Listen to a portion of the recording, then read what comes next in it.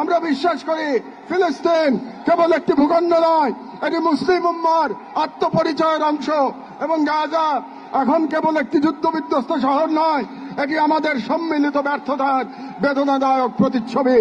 আমরা লজ্জিত হওয়ার আগেই গাজার পাশে দাঁড়ানোই উম্মার জন্য সম্মানের একমাত্র পথ। এবং যে নেতৃত্ব আজ নীরব, কাল ইতিহাসের কাঠগড়ায় দাঁড়াতে বাধ্য হবে। বাংলাদেশি পাসপোর্টে অ্যাকসেপ্ট ইসরায়েল শর্ত পুনর্বহাল করতে হবে এবং ইসরায়েলকে রাষ্ট্র হিসেবে স্বীকৃতি না দেওয়ার অবস্থান আরো সুস্পষ্টভাবে প্রকাশ করতে হবে। আজ আমরা বাংলাদেশের জনতা যারা জুলুমের ইতিহাস জানি, প্রতিবাদের চেতনা ধারণ করি, সমবেত হয়েছি গাজার মৃত্যু ভয়হীন জনগণের পাশে দাঁড়াতে।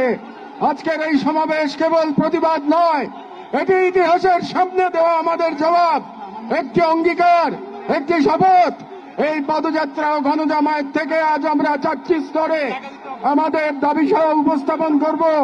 আমাদের প্রথম দাবিগুলো জাতিসংঘ আন্তর্জাতিক সম্প্রদায়ের প্রতি, যেহেতু জাতিসংঘ আন্তর্জাতিক সম্প্রদায় সকল জাতির অধিকার রক্ষার, দখলদারিত্ব, গণহত্যা রোধের সংকল্প প্রকাশ করে এবং আমরা দেখেছি গাজায় প্রতিদিন যে রক্তপাত, যে ধ্বংস চলছে, তা কোনো একক সরকারের ব্যর্থতা নয়, বরং এটি একটি আন্তর্জাতিক ব্যর্থতার ফল। এবং এই ব্যর্থতা শুধু নীরবতার মধ্যেই সীমাবদ্ধ নয়, বরং পশ্চিমা শক্তি বলয়ের অনেক রাষ্ট্র সরাসরি দখলদার ইসরায়েলকে অস্ত্র, অর্থ ও কূটনৈতিক সহায়তা দিয়ে এই গণহত্যাকে দীর্ঘস্থায়ী করেছে এবং এই বিশ্ব ব্যবস্থা দখলদার ইসরায়েলকে প্রশ্নবিদ্ধ না করে বরং রক্ষা করার প্রতিযোগিতায় নেমেছে। সেহেতু আমরা জাতিসংঘ ও আন্তর্জাতিক সম্প্রদায়ের প্রতি জোরালো দাবি জানাচ্ছি, 1. জায়নবাদী ইসরায়েলের গণহত্যার বিচার আন্তর্জাতিক আদালতে নিশ্চিত করতে হবে। 2. যুদ্ধবিরতি নয়, গণহত্যা বন্ধে কার্যকর ও সম্মিলিত পদক্ষেপ গ্রহণ করতে হবে। 3. 1967 সালের পূর্ববর্তী ভূমি ফিরিয়ে দেওয়ার জন্য বাধ্যবাধকতা তৈরি করতে হবে। 4.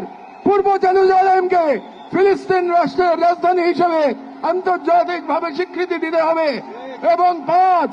ফিলিস্তিনিদের আত্মনিয়ন্ত্রণ, নিরাপত্তা এবং রাষ্ট্রীয় সার্বভৌমত্ব প্রতিষ্ঠার পথ উন্মুক্ত করতে হবে। কারণ এই মুহূর্তে বিশ্ব ব্যবস্থা যে ন্যায়ের মুখোশ পড়ে আছে, গাজার ধ্বংসস্তূপে সেই মুখোশ খসে পড়েছে। আমাদের দ্বিতীয় দাবিগুলো মুসলিম উম্মার নেতৃবৃন্দের প্রতি, যেহেতু আমরা বিশ্বাস করি ফিলিস্তিন কেবল একটি ভূখণ্ড নয়, এটি মুসলিম উম্মার আত্মপরিচয়ের অংশ এবং গাজা এখন কেবল একটি যুদ্ধবিধ্বস্ত শহর নয়, এটি আমাদের সম্মিলিত ব্যর্থতার বেদনাদায়ক প্রতিচ্ছবি। এবং উম্মার প্রতিটি সদস্য, প্রতিটি রাষ্ট্র এবং প্রতিটি নেতৃত্বের উপর অর্পিত সেই আমানত যে আল্লাহ প্রদত্ত ভ্রাতৃত্ব ও দায়িত্বের সূত্রে আবদ্ধ।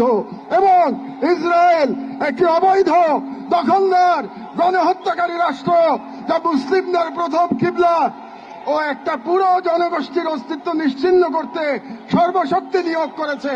এবং ভারতের হিন্দুত্ববাদ আজ এই অঞ্চলে জায়নবাদী প্রকল্পের প্রতিনিধিতে পরিণত হয়েছে, মুসলমানদের বিরুদ্ধে সুপরিকল্পিত দমন নির্যাতন চালিয়ে যাচ্ছে। এবং ভারতের সম্প্রতি ওয়াকফ সম্পত্তি আইনে হস্তক্ষেপের মাধ্যমে মুসলিমদের ধর্মীয় ঐতিহাসিক অধিকার ধারণ করা হয়েছে, যা উম্মার জন্য একটি স্পষ্ট সতর্কবার্তা। সেহেতু আমরা মুসলিম বিশ্বের সরকার ও ওআইসির মতো মুসলিম উম্মার প্রতিনিধিত্বকারী সংগঠনগুলোর নিকট দৃঢ়ভাবে আহ্বান জানাই, 1. ইসরায়েলের সাথে অর্থনৈতিক, সামরিক ও কূটনৈতিক সকল সম্পর্ক অবিলম্বে ছিন্ন করতে হবে। 2. জায়নবাদী রাষ্ট্রের বিরুদ্ধে বাণিজ্যিক অবরোধ ও নিষেধাজ্ঞা আরোপ করতে হবে। 3. গাজার মুসলিম জনগণের পাশে চিকিৎসা, খাদ্য, আবাসন ও প্রতিরক্ষা সহযোগিতা সহ সর্বাত্মক সহযোগিতা নিয়ে দাঁড়াতে হবে। 4. আন্তর্জাতিক পর্যায়ে ইসরায়েলকে একঘরে করতে সক্রিয় কূটনৈতিক অভিযান শুরু করতে হবে। এবং 5. জায়নবাদের দোসর ভারতের হিন্দুত্ববাদী শাসনের অধীনে মুসলিমদের অধিকার হরণ, বিশেষ করে ওয়াকফ আইনে হস্তক্ষেপের মতো রাষ্ট্রীয় আগ্রাসনের বিরুদ্ধে ওআইসি ও মুসলিম রাষ্ট্রগুলোকে দৃঢ় প্রতিবাদ ও কার্যকর কূটনৈতিক অবস্থান নিতে হবে। কারণ গাজার রক্ত প্রবাহে আমরা লজ্জিত হওয়ার আগেই গাজার পাশে দাঁড়ানোই উম্মার জন্য সম্মানের একমাত্র পথ। এবং যে নেতৃত্ব আজ নীরব, কাল ইতিহাসের কাঠগড়ায় দাঁড়াতে বাধ্য হবে। আমাদের তৃতীয় দাবিগুলি বাংলাদেশ সরকারের প্রতি, যেহেতু বাংলাদেশের একটি মুসলিম ভিত্তিতেই নিহিত রয়েছে অন্যায় অবিচারের বিরুদ্ধে প্রতিরোধের চেতনা, এবং আমরা বিশ্বাস করি ফিলিস্তিনের প্রশ্নে বাংলাদেশ কেবল মানবতার নয়, ইমানের পক্ষেও এক ঐতিহাসিক অবস্থানে রয়েছে। এবং একটি গণতান্ত্রিক রাষ্ট্র হিসেবে সরকারের দায়িত্ব জনগণের ইমানি ও নৈতিক আকাঙ্ক্ষার প্রতি শ্রদ্ধা রাখা, এবং বাংলাদেশের জনগণ গাজার পাশে থাকার অঙ্গীকার করেছে, তাই রাষ্ট্রীয় পর্যায়ে নীরবতা এই জন আকাঙ্ক্ষার প্রতি অবজ্ঞার সামিল। সেহেতু আমরা বাংলাদেশ সরকারের প্রতি দৃঢ়ভাবে আহ্বান জানাই, এক, বাংলাদেশি পাসপোর্টে অ্যাকসেপ্ট ইসরায়েল শর্ত পুনর্বহাল করতে হবে এবং ইসরায়েলকে রাষ্ট্র হিসেবে স্বীকৃতি না দেওয়ার অবস্থান আরো সুস্পষ্টভাবে প্রকাশ করতে হবে।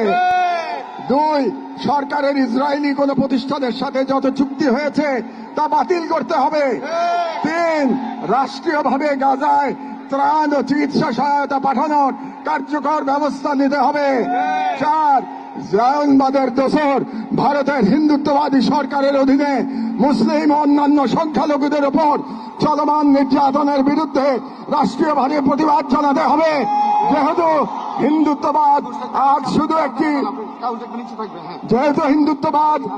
শুধু একটি স্থানীয় মতবাদ নয়, বরং আন্তর্জাতিক জায়নিস্ট ব্লকের অন্যতম দোসর। ছয়, পাঠ্য